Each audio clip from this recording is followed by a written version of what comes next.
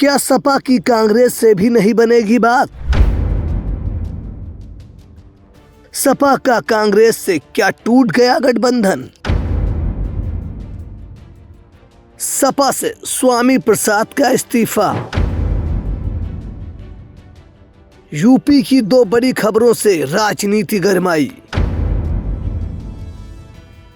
स्वामी प्रसाद मौर्य बनाएंगे अपनी नई पार्टी या जाएंगे भाजपा में? यूपी में किन सीटों को लेकर सपा कांग्रेस में नहीं बन रही बात?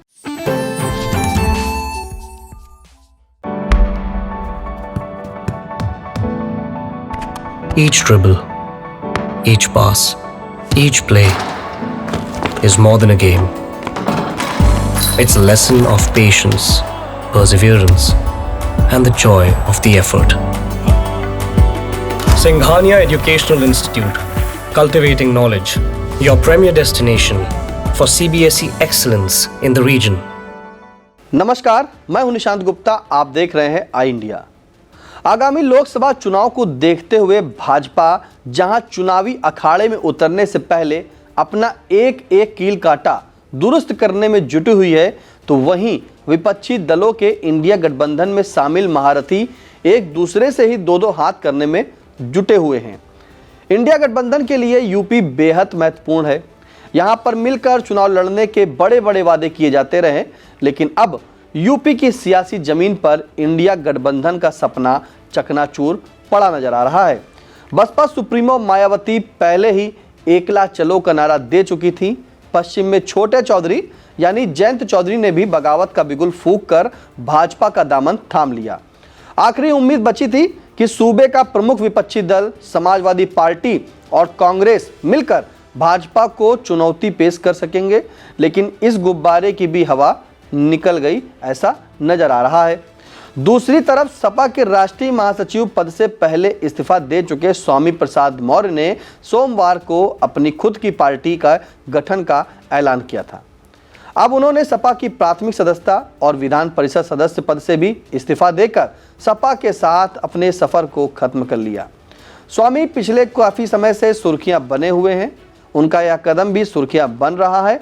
ऐसे में स्वामी प्रसाद मौर्य खुद की पार्टी को धरातल पर उतारेंगे या कांग्रेस अथवा फिर भाजपा के साथ चले जाएंगे, इस पर भी सभी की नजरें बनी हुई हैं। दूसरी तरफ सपा और कांग्रेस की वार्ता पटरी से उतर जाने की खबरें भी आ रही हैं। ऐसे में हर कोई जानना चाहता है कि आखिर सपा और कांग्रेस में बात क्यों बिगड़ी। वह कौन सीटें हैं जिनके लेन देन में ऐसा पेंच फंसा कि दोनों दलों ने चुनावी समर में अलग अलग उतरने की तैयारी कर ली। आइए इस सवाल का जवाब खोजने की थोड़ी सी कोशिश करते हैं।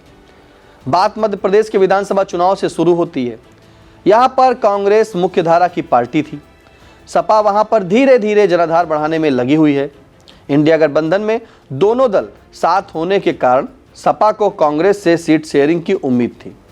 सपा ने 7 सीटों पर दावा भी किया था, लेकिन कांग्रेस ने एक तरफा फैसला करते हुए सपा को एक तरह से साइडलाइन कर दिया था और सभी सीटों पर अपने प्रत्याशी उतार दिए थे। इसके बाद कमलनाथ का अखिलेश वखिलेश वाला बयान भी वायरल हुआ था। इसे अखिलेश यादव के अपमान जैसा समझा भी गया था। उसी समय तय हो गया था कि सपा यूपी में जैसे को तैसे का दांव चलेगी। अखिलेश यादव ने शुरू से ही सपा को बड़े भाई की भूमिका में रखा। अखिलेश यादव का वह बयान याद करना जरूरी है जिसमें उन्होंने कहा था कि हम इंडिया गठबंधन से सीटें मांग नहीं रहे बल्कि दे रहे हैं। अखिलेश यादव ने जो कहा वही किया। कांग्रेस को 17 सीटें ऑफर की। इनमें से अधिकांश वह सीट जिन पर सपा का जीतना लगभग असंभव था। दूसरी तरफ कांग्रेस थी जो यूपी में अपने एक जनाधार को बढ़ाने की मंशा प्रकट करते हुए 20 सीटों से कम पर मानने को तैयार नहीं हो रही थी। सियासी मजबूरियां दोनों दलों के नेता समझ रहे थे, लिहाजा वार्ता के दौर पर दौर चलते रहे। इसके बाद सारा दारोमदार 3 सीटों मुरादाबाद, बिजनौर और बलिया पर आकर टिक गया। सपा यह सीटें कांग्रेस को देने पर राजी नहीं थी और कांग्रेस बिना इनके मानने को तैयार नहीं थी। जानकारों के मुताबिक इन्हीं तीनों सीटों पर बात बिगड़ी और दोनों दलों के अलग अलग राह पर चलना तय कर लिया। फिलहाल आगामी लोकसभा अब आने वाला है।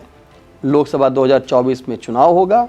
ऐसे में राजनीति में कितने फेर बदलेंगे, कौन किधर जाएगा, कौन नई पार्टी बनाएगा, ये तो फिलहाल आगे आने वाला वक्त बताएगा।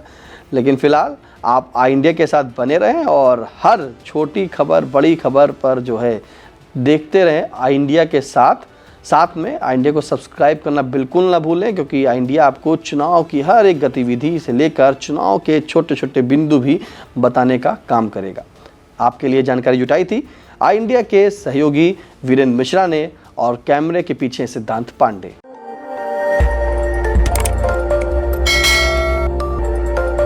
खबर आपकी, नजर हमारी। देखते रहिए आई इंडिया।